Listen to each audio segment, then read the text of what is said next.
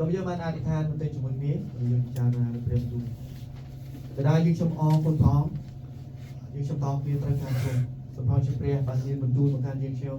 ហើយចរិតព្រះបន្ទូលរបស់ព្រះអង្គនៅក្នុងចិត្តយើងខ្ញុំប្រយោជន៍យើងខ្ញុំរកគ្នាបានដើរតាមព្រះខលខ្លាយព្រះ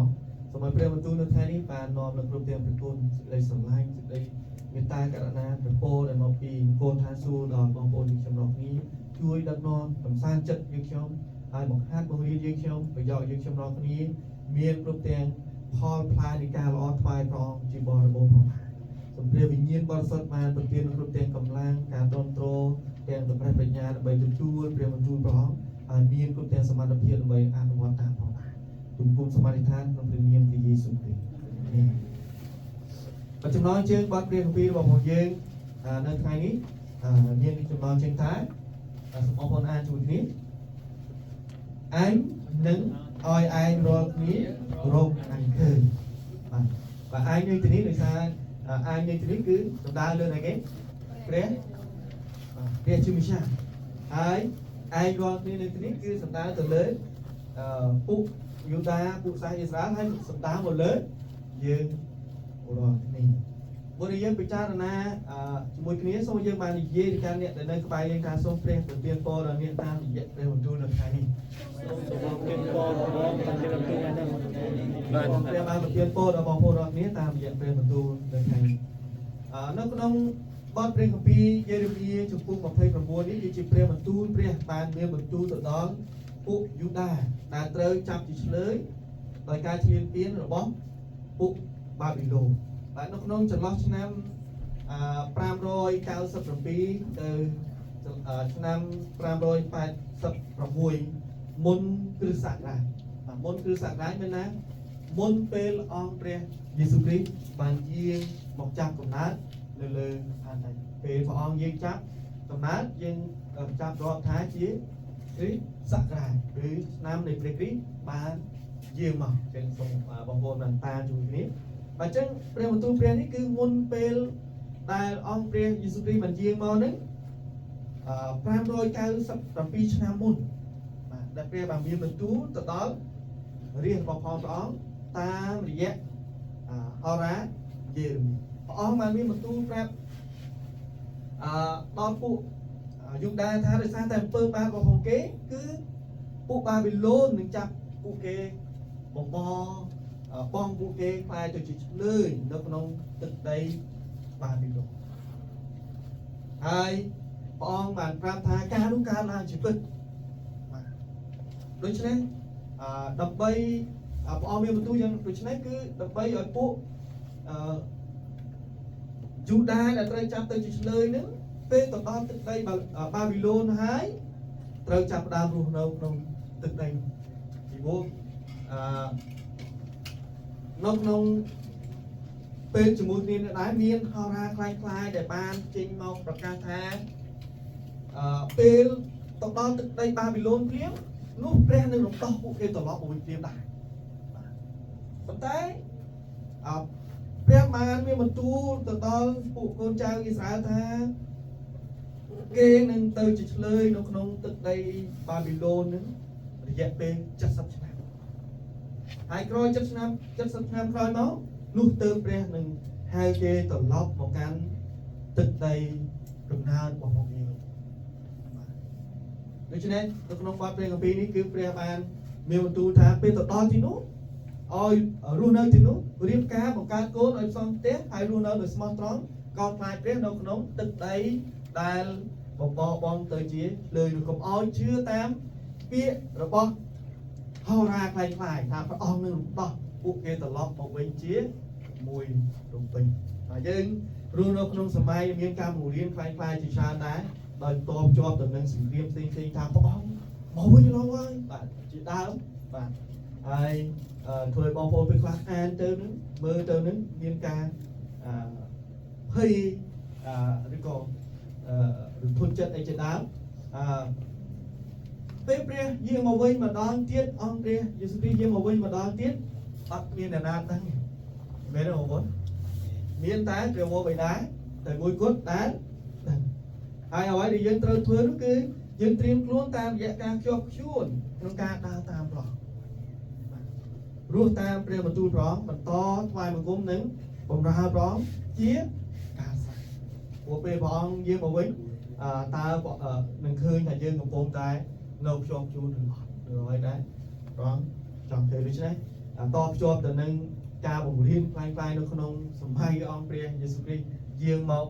พรามโดยเรียนชามุนคือยืนต่อชมนกขนมเปรียปัจจุบันในเมียนกาผมเรียนแต่ข้อหนึ่งเปรียบประตูเปรียบที่จะจริงเคยเปรียบบานเมียประตูปราบต่อ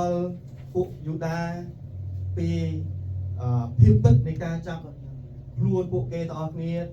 ปุบาบิโลหนึ่งจับปุเกเตอร์ไว้เกหนึ่งตลอดจีเลยสักหายต่อที่นู้คือเกเติมรูนนั่งที่นู้โรงเรียนจีเรียนระบบของเปรียบเรียบกาของการโกนหายรูนในตัวสมองตรองในจุ่มปุ่มเรียจีไม่ใช่เรียบมันลึกตึกชัดตอปุเกเอารูนในสมองตรองโน้ตไทนี่ตู้โน้ตน้องหรือก่อทรงไปแต่นกน้องสถานเพียบลงบาก็ดอกยืดเลยสับนกน้องตึกใดบาบิโลนก็ด้อยเปรี้ยจ้องมันเจาะเรื่องตึกจักตอนปุยูดาตอนปุเรียนมาพร้อมแท้อ้อยเกโรนสมาร์ทองแล้วก็คลายพร้อมตู้นกน้องเครียดดามีนตุกลงบาก็ดอกหายพร้อม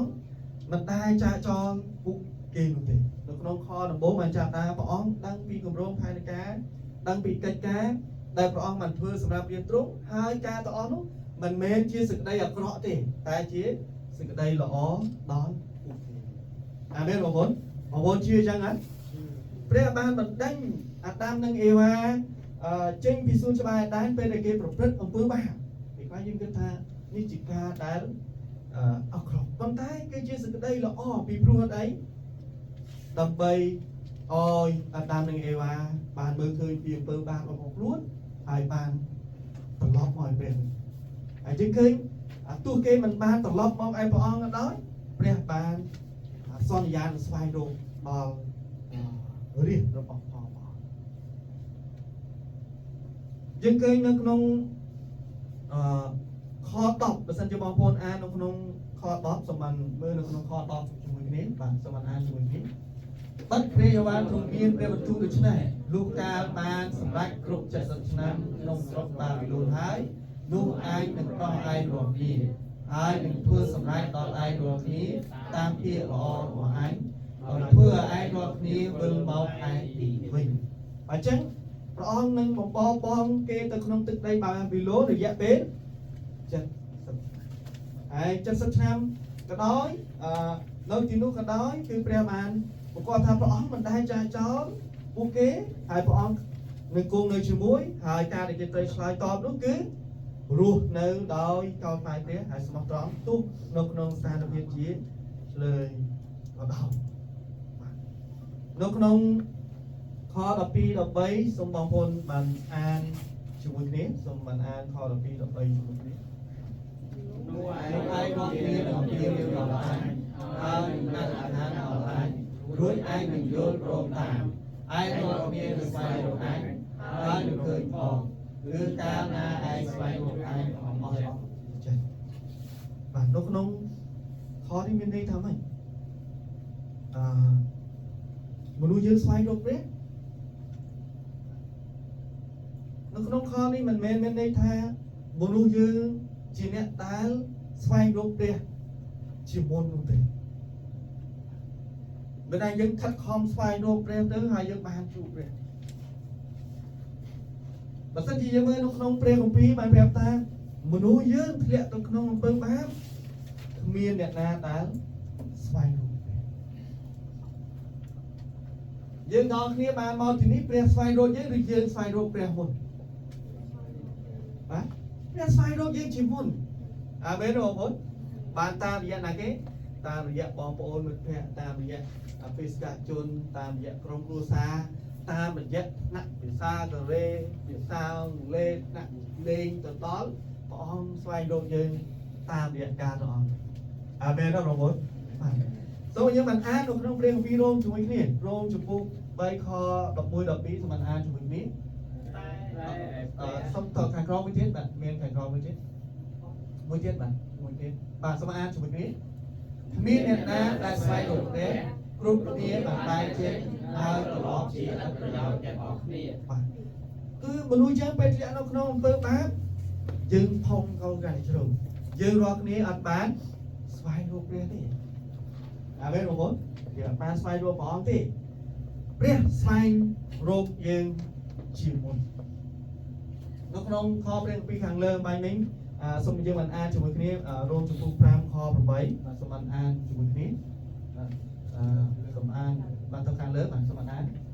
តែព្រះទ្រង់សម្ដែងសេចក្តីស្រឡាញ់របស់ទ្រង់ដល់យើងរាល់គ្នាឲ្យដឹងច្បាស់ដោយព្រះវិរិយបានសង្កត់ជំនួសយើងរាល់គ្នានោះក្នុងការដែលយើងនៅមានបាបផងណាគេស្វែងរកយើងព្រះណាគេសង្កត់ជំនួសយើងក្នុងពេលយើងមានបាបនៅឡើយនោះបាទគឺព្រះគ្រីស្ទបានសង្កត់ជំនួសយើងព្រះបានស្វែងរកយើងតាមរយៈព្រះអង្គម្ចាស់ព្រះយេស៊ូវគ្រីស្ទជាព្រះបត្រាទ្រង់តែមួយដែលទ្រង់បានចាប់មកសង្កត់ជំនួសយើងរាល់គ្នាហើយយើងរាល់គ្នាអាចស្រឡាញ់ដល់ព្រះតើយើងស្រឡាញ់ព្រះអង្គមុនឬព្រះអង្គស្រឡាញ់យើងមុនសូមអានជួយគ្នាសូមអានជួយគ្នានៅក្នុងខបន្ទាប់សូមអានជួយគ្នាបាទខាងលើមិញបាទយូហានបាទសូមអាន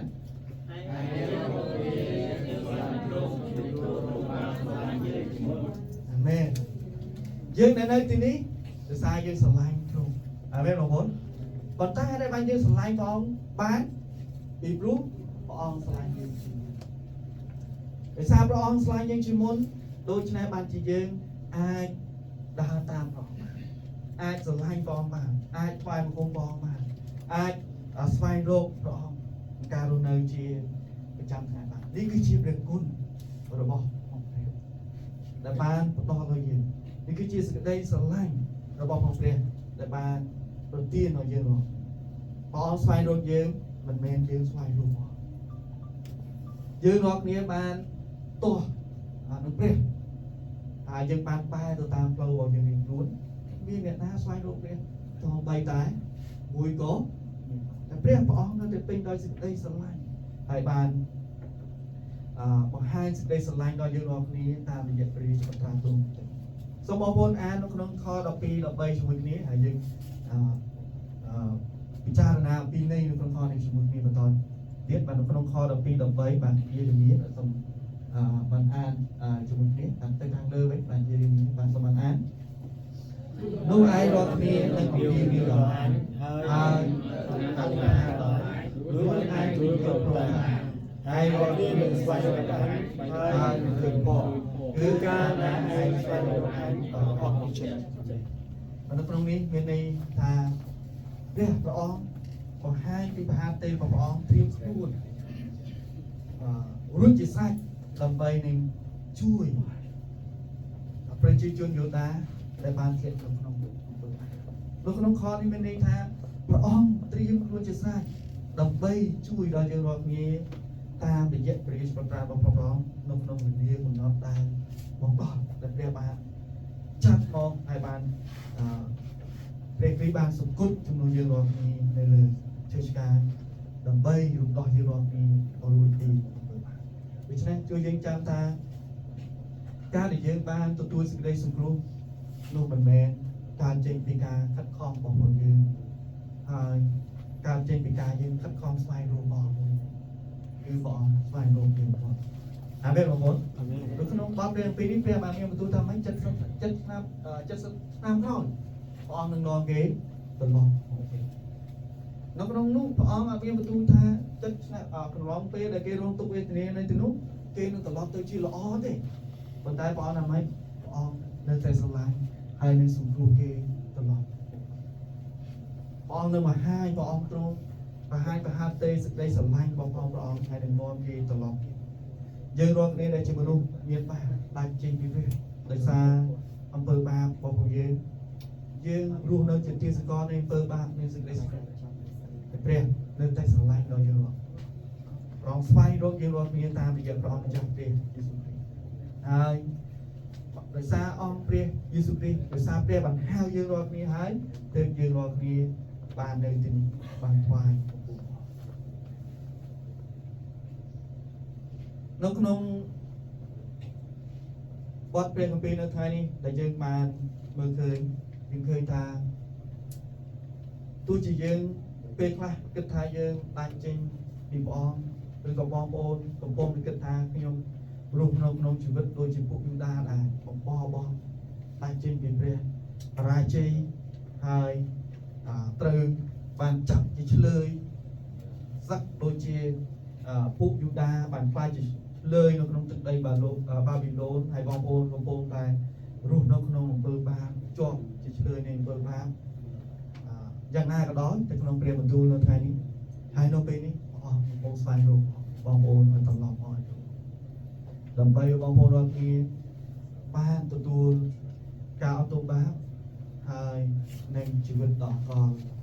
ជានិច្ចនៅឯព្រះពុទ្ធទោះជាបងប្អូនមានអារម្មណ៍ថាអស់ខ្ញុំចាក់ចេញឆ្ងាយមកហើយពិបាកនឹងត្រឡប់ទៅឲ្យព្រះវិញมันមានភាពក្លាហានត្រឡប់ទៅឲ្យព្រះវិញតែនៅក្នុងបទព្រះគម្ពីរនៅថ្ងៃនេះថាព្រះអង្គត្រៀមប្រហារទៅបងប្អូនព្រះអង្គជាសាច់ដើម្បីនឹងទទួលយកយើងនៅក្នុងព្រះគម្ពីរសញ្ញាថ្មីយើងឃើញអំពីព្រះハរតីរបស់ព្រះដែលរងចាំកូនពៅវេឲ្យបានត្រឡប់ពេលដែលកូនពៅត្រឡប់មកវិញឪពុកបានអោបប្រសោបដោយស្វាគមន៍ដោយភាពកក់ក្ដៅដោយសេចក្តីស្រឡាញ់ដូចគ្នាដែរព្រះនឹងស្វាគមន៍របស់អ្នកបងប្អូនរាល់គ្នាហើយអោបប្រសោបបងប្អូនរាល់គ្នារំទាំងអត់ទោសរំទាំងអំពើខុសឆ្គងអំពើបាបរបស់បងប្អូនរាល់គ្នាបងប្អូនដែលតើបានទទួលដល់ម្ចាស់ព្រះយេស៊ូវគ្រីស្ទបានទៅមកឲ្យទ្រង់នឹងតែបើមានបងប្អូនដែលបានទទួលព្រះអង្គហើយជីវិតយើងដើរតាមព្រះអង្គសើបានល្អបាទយើងខ្វះភាពក្លាហានក្នុងការត្រឡប់ឲ្យព្រះអង្គវិញនៅក្នុងព្រះបន្ទូលនៅថ្ងៃនេះថារំលឹកប្រាប់យើងដែរថាព្រះអង្គព្រាបជាស្រេចហើយក្នុងការអត់ទោសគ្រប់ទាំងអំពើបាបរបស់ព្រះអង្គហើយទទួលយើងនៅបានត្រឡប់មកក្នុងក្រុមគ្រួសាររបស់ព្រះអង្គត្រឡប់មកក្នុងព្រះអង្គម្ចាស់ព្រះយេស៊ូវគ្រីស្ទ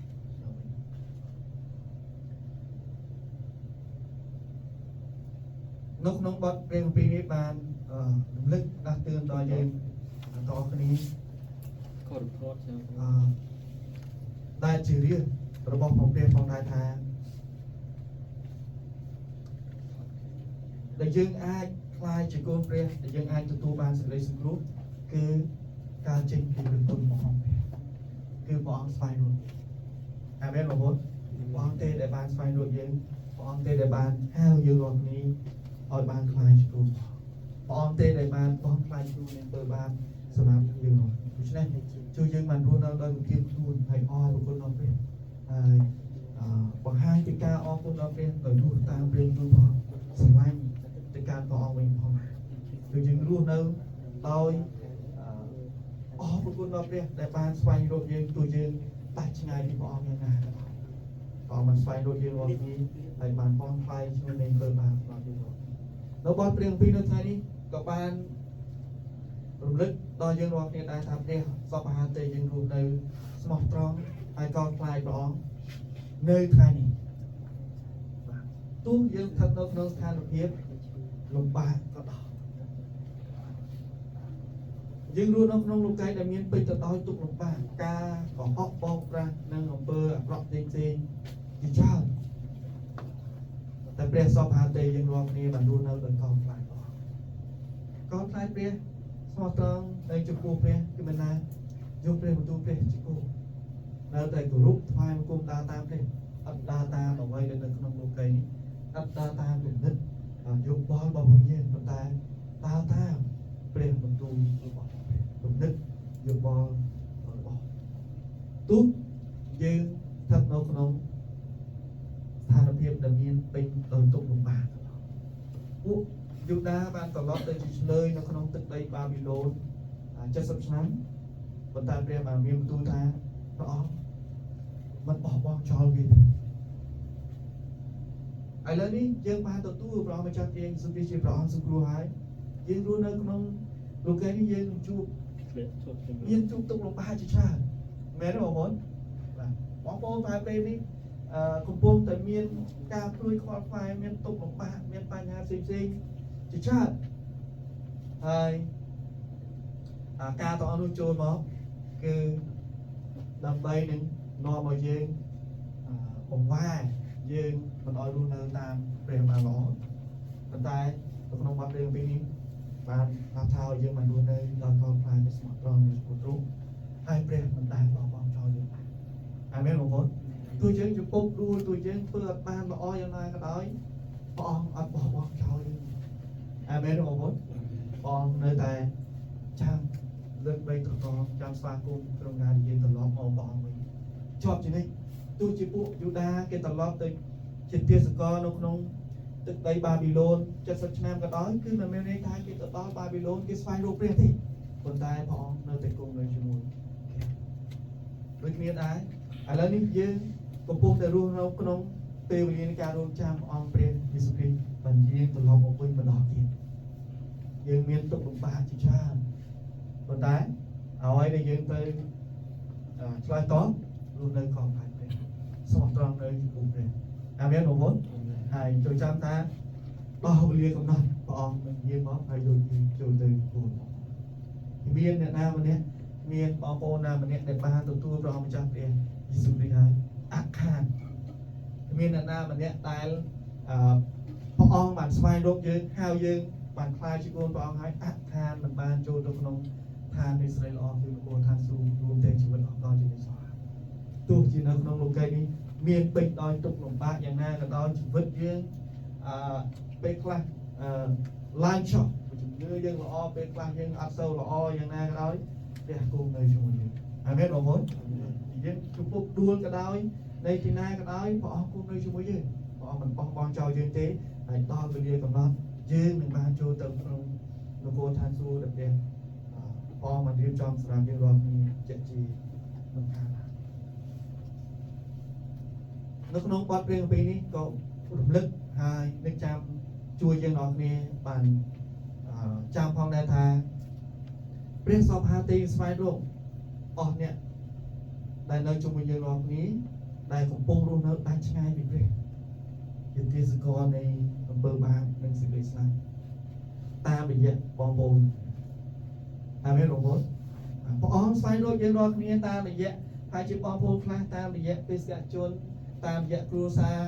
តាមរយៈមិត្តភ័ក្តិណែនាំហៅឲ្យបានស្គាល់អង្គព្រះយេស៊ូវគ្រីស្ទតាមរយៈកម្មវិធីផ្សេងៗនៅក្នុងព្រះវិហារហើយឥឡូវនេះព្រះក៏សពហាទេយើងរាល់គ្នាតាមរយៈជីវិតយើងរាល់គ្នា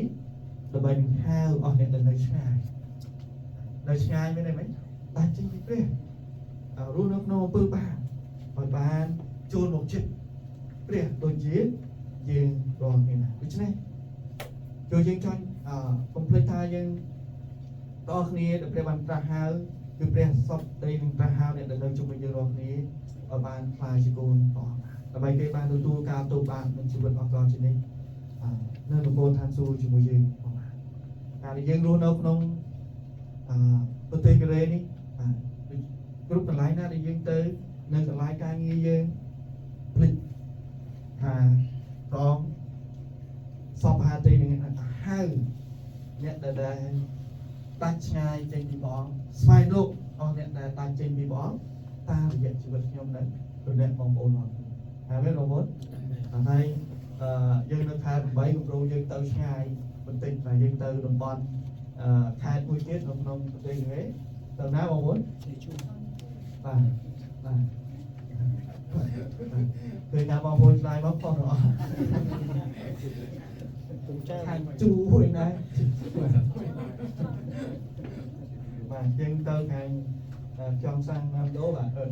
សំណាបាទសាំងណាំដូយើងទៅហ្នឹងទៅធ្វើអីបងប្អូនស្វែងរកអាមែនបងប្អូនបាទស្វែងរកបងប្អូនខ្មែរយើងដែលព្រះស្រឡាញ់ដូចយើងរាល់គ្នាដែរដើម្បីហៅពួកគាត់រាល់គ្នាឲ្យបានត្រឡប់មកឲ្យព្រះវិញបានទទួលការទោសបាននិងជីវិតអកលជានិច្ចនៅគោលឋានសួគ៌ដូចយើងដែរដូច្នេះសូមបងប្អូនបានអធិដ្ឋានសម្រាប់ការហ្នឹងហើយយើងបានចូលរួមជាមួយគ្នាអាមែនបងប្អូនជីវិតយើងការរស់នៅប្រចាំថ្ងៃចូលយើងចាំថាព្រះអង្គហៅយើងរាល់គ្នាហើយព្រះអង្គ សពហាទេនឹងស្វែងរកឲ្យហៅអស់អ្នកនៅជាមួយយើងផងដែរដូច្នេះក្នុងព្រះគម្ពីរប្រាប់យើងថាសេចក្តីជំនឿនោះកើតឡើងពីការលឺហើយលឺនោះគឺលឺអីគេព្រះបន្ទូលព្រះលឺអំពីព្រះអង្គម្ចាស់ព្រះយេស៊ូវដូច្នេះគ្រប់កន្លែងណាដែលយើងទៅគឺយើងប្រកាសប្រាប់គេអំពីព្រះអង្គម្ចាស់ព្រះយេស៊ូវគ្រីស្ទហើយគឺយើងចង់ចាំថាព្រះសពហាទេនឹងស្វែងរកគ្រប់ទាំងអ្នកដែលនៅជុំវិញយើងរាល់គ្នាតាមរយៈយើងទាំងអស់គ្នាដោយយើងទាំងអស់គ្នានៅទីនេះយើងព្រះអង្គស្វែងរកយើងតាមវិធីផ្សេងៗមិត្តភ័ក្តិតាមរយៈគ្រួសារតាមរយៈទេសកជនតាមរយៈគ្រូពង្វាលតាមរយៈកម្មវិធីផ្សេងៗនៅក្នុងព្រះវិហារជាដើមហើយយើងបានត្រឡប់មកឲ្យបងដូច្នេះតាមវិធីផ្សេងៗតាមnóiទៀតផ្សេងៗចូលបងប្អូនរាល់គ្នាថាដើម្បីនឹងហើយអ្នកដែលនៅជុំវិញយើងបានត្រឡប់មកហើយព្រះដូចយើងដែរសូមយើងអរគ្នាបានចំណាយពេលអធិដ្ឋានបន្តិចជាមួយនេះទីមួយសូមយើងអរគុណព្រះដែលបានស្វែងរកយើងឲ្យបងផ្លាយឈ្មោះនៃពើបាបរបស់យើងតាមរយៈព្រះបតាទ្រង់ទៅនឹងគឺព្រះអង្គចាស់ព្រះយេស៊ូវជំនឿលើព្រះអង្គម្ចាស់ព្រះយេស៊ូវគ្រីស្ទគឺជាជំនឿមួយដែលនាំឲ្យយើងរាល់គ្នារស់នៅបន្ទាបខ្លួនហេតុអីពីព្រោះសេចក្តីសង្គ្រោះនោះមិនមែនការចេញពីយើងទេអាមែនបងប្អូនអញ្ចឹងអត់បានស្វែងរកព្រះអង្គទេព្រះអង្គស្វែងរកយើងអាមែនព្រះអង្គហៅយើងព្រះអង្គឲ្យយើងព្រះអង្គ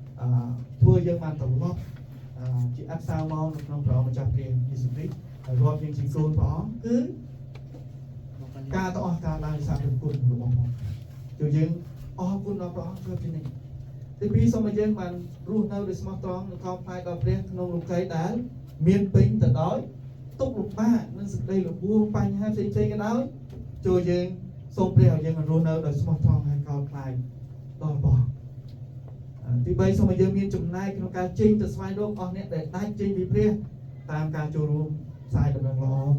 អធិដ្ឋានថ្វាយដង្វាយផ្សេងៗសម្រាប់ការផ្សាយដំណឹងល្អព្រះអង្គប្រទានឲ្យយើងមានមជ្ឈបាយជាច្រើនដើម្បីយើងមានចំណែកដើម្បីនឹងស្វែងរកអស់អ្នកដែលបាត់បង់តាមរយៈជីវិតរបស់យើងគឺតាមយើងទៅផ្ទាល់ចូលរួមផ្ទាល់ទៅផ្ទាល់ជាការល្អយើងមានបទពិសោធន៍ក្នុងការស្វែងរកអស់អ្នកដែលបាត់បង់តាមដំណឹងល្អនៃព្រះម្ចាស់ព្រះយេស៊ូវគ្រីស្ទយើងអាចទៅបានយើងអធិដ្ឋានបើយើងចូលរួមជាដង្វាយផ្សេងៗដើម្បីនឹង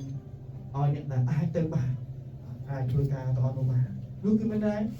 យើងកំពុងតែចូលរួមចំណែកជាមួយគ្នាអាមែនបងប្អូនសូមព្រះបានប្រទានពរដល់បងប្អូនរាល់គ្នាជាក្រុមជំនុំនៃព្រះវិហារសំសាននោះសានផ្នែកផ្នែកគង់បែបឲ្យយើងបានខ្លាយជាអ្នកដែលមានចំណែកក្នុងការស្វែងរកអស់អ្នកដែលតាំងចេញពីព្រះទោះតាមរូបភាពណាក៏ដោយជាមួយគ្នារួមគ្នាជាមួយគ្នាប្រជាជនខ្មែរយើងដែលនៅក្នុងប្រទេសកូរ៉េនេះត្រូវការអង្គព្រះយេស៊ូវគ្រីស្ទអាមែនបងប្អូនបាទត្រូវការអង្គព្រះគ្រីស្ទចាំបាច់ក្រុមគ្រួសាររបស់យើងត្រូវការព្រះអង្គម្ចាស់ព្រះយេស៊ូវប្រជាជាតិរបស់យើងទាំងមូលត្រូវការព្រះម្ចាស់ព្រះយេស៊ូវរូបមនុស្សដែលនៅលើផែនដីនេះត្រូវការអង្គព្រះយេស៊ូវមានព្រះយេស៊ូវគ្រីស្ទតែមួយគត់ទៅធ្វើឲ្យមនុស្សយើងមានជីវិតមានពេញដោយសេចក្តីអំណរនិងភាពស្កប់ស្កល់ជាមួយយើងដល់គ្នាបានអធិដ្ឋានជាមួយគ្នាហើយនឹងគ្រប់ទាំងសំណូមពរអធិដ្ឋានរបស់បងប្អូនមានសម្រាប់អធិដ្ឋានការព្រះទាំងអស់សូមជឿដល់គ្នាអធិដ្ឋាន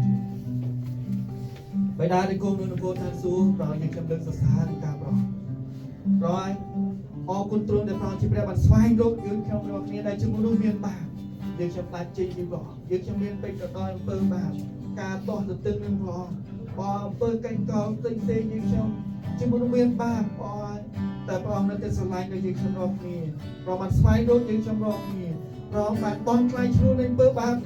របស់យើងខ្ញុំគឺតាមរយៈការបញ្ជាក់បញ្ជូនព្រះច្បាប់ប្រាំក្នុងទីមួយគឺព្រះម្ចាស់ព្រះយេស៊ូវគ្រីស្ទមកសង្កត់នៅលើចេស្តាជំនួសយើងខ្ញុំទៅមានបញ្ជូនរស់ឡើងវិញស្មារតីខ្ញុំបិតាយើងខ្ញុំអរគុណទ្រង់គ្រប់ពេលវេលាគ្រប់កន្លែងណាដែលខ្ញុំទៅសូមយើងខ្ញុំបានរស់នៅដោយអរគុណព្រះហើយបានប្រកាសសារភាពថាសេចក្តីសង្គ្រោះដែលយើងខ្ញុំត្រឡប់មកព្រះវិញបាននោះគឺដោយសារព្រះអង្គស្វែងរកយើងខ្ញុំជាមុនហើយជួយយើងខ្ញុំរកគ្នាបានរស់នៅស្វែងរកព្រះអង្គស្វែងរកព្រះអង្គបានទេព្រះអង្គហើយបានស្រឡាញ់ដល់ព្រះអង្គវិញផងដែរព្រះអង្គហើយសូមបងជាព្រះបាន ជួយឲ្យយើងខ្ញុំដល់គ្នាគ្រប់កន្លែងណាដែលយើងខ្ញុំទៅសូមឲ្យយើងខ្ញុំបានខ្លាចជាអ្នកស្គៀនដែលនោះនៅស្មោះត្រង់កោតខ្លាចព្រះអង្គដើរតាមព្រះបន្ទូលព្រះអង្គទូលយើងខ្ញុំរស់ក្នុងស្ថានភាពបែបណាក៏ដោយសូមព្រះវិញ្ញាណបរិសុទ្ធបានដឹកនាំយើងខ្ញុំសូមជួយជាជំនួយដល់យើងខ្ញុំដើម្បីយើងខ្ញុំបានរស់នៅជាទីកងខាងទេព្រះអង្គដែលជាវិចារទុកក្នុងស្ថានភាពទុកលំបាកយ៉ាងណាក៏ដោយសូមឲ្យយើងខ្ញុំនៅតែជួបជួបនៅតែស្មោះត្រង់នៅជាមួយព្រះនៅតែកោតខ្លាចព្រះអង្គនៅតែលើកដំណើរព្រះអង្គនៅតែថ្វាយបង្គំព្រះអង្គនៅតែបម្រើព្រះអង្គអត់ដាច់ឡើយព្រះយើងខ្ញុំត្រូវការជួយព្រះសូមជួយយើងខ្ញុំដល់គ្នាមានចំណែកក្នុងការចេញទៅស្វែងរកអស់អ្នកដែលបានបោះអស់អ្នកដែលបានចេញពីព្រះអង្គយើងខ្ញុំជឿថាព្រះអង្គស្វែងរកមនុស្សមានបានស្វែងរកប្រជាជនខ្មែរស្វែងរកបងប្អូនខ្មែររបស់យើងខ្ញុំតែរយៈជីវិតយើងខ្ញុំតគ្នាព្រះដូច្នេះកុំឲ្យយើងខ្ញុំនៅស្ងៀមឡើយជួយយើងខ្ញុំដល់គ្នាបានចេញទៅយើងខ្ញុំបានរួមគ្នាព្រះអង្គបានមានចំណែកតាមអំណោយទានតាមរូបភាពផ្សេងៗដើម្បីនឹងយើងខ្ញុំមានចំណែកដើម្បីចេញទៅជាមួយគ្នាប្រកាសដំណឹងល្អហើយហៅអ្នកដែលដាច់ចេញពីព្រះអង្គត្រឡប់មកព្រះអង្គវិញផងដែរសម្បត្តិនឹងចាំពីបងប្អូនយើងខ្ញុំនៅទីនេះព្រះអង្គប្រទានពរក្នុងការធ្វើការនៅក្នុងប្រទេសកូរ៉េទាំងគ្រួសារដែលនៅក្នុងស្រុកខ្មែរបានមានពេញដោយព្រះគុណនិងសេចក្តីសុខសាន្តមកពីព្រះអង្គសូមព្រះប្រទានពរដល់បងប្អូនដែលស្វែងរកការងារសូមព្រះបាននឹងចាំហើយគុណគង់ឲ្យពួកគាត់រាល់គ្នាឆាប់បានការងារធ្វើឡើងវិញគ្រប់គ្នាផងដែរព្រះប្រទាននឹងគ្រប់ទានសេចក្តីត្រូវការតម្រូវប្រាជ្ញាផ្សេងៗព្រះអង្គទាំងការរស់នៅក្នុងប្រទេសកូរ៉េសូមព្រះជាព្រះបានប្រទានពរទាំងសេចក្តីអត់បុតការស៊ូទ្រាំដល់បងប្អូនយើងខ្ញុំរាល់គ្នាជាបរិបូរណ៍ផងដែរបងតាមព្រះបន្ទូលនៅថ្ងៃនេះយើងខ្ញុំអរគុណព្រះអង្គដែលព្រះអង្គបានស្វែងរកយើងខ្ញុំរាល់គ្នាទោះយើងខ្ញុំមានពេញដោយអំពើបាបបងជួយយើងខ្ញុំរាល់គ្នាបានរស់នៅដោយកងផ្លាយព្រះអង្គស្មោះត្រង់នៅចំពោះព្រះអង្គថ្វាយបង្គំព្រះអង្គដើរតាមព្រះអង្គអត់ដាច់ឡើយជួយយើងខ្ញុំរាល់គ្នាបានខ្លាយជាអ្នកដែលស្វែងរកដែលមនុស្សដែលបាត់បង់តាមរយៈដំណឹងល្អនៃព្រះម្ចាស់ព្រះយេស៊ូវគ្រីស្ទជារៀងរាល់ថ្ងៃមកទូលគុំអរគុណព្រះអង្គដែលសូមអធិដ្ឋានក្នុងព្រះនាមព្រះយេស៊ូវគ្រីស្ទអាមែនសូមយើងដល់គ្នាបាន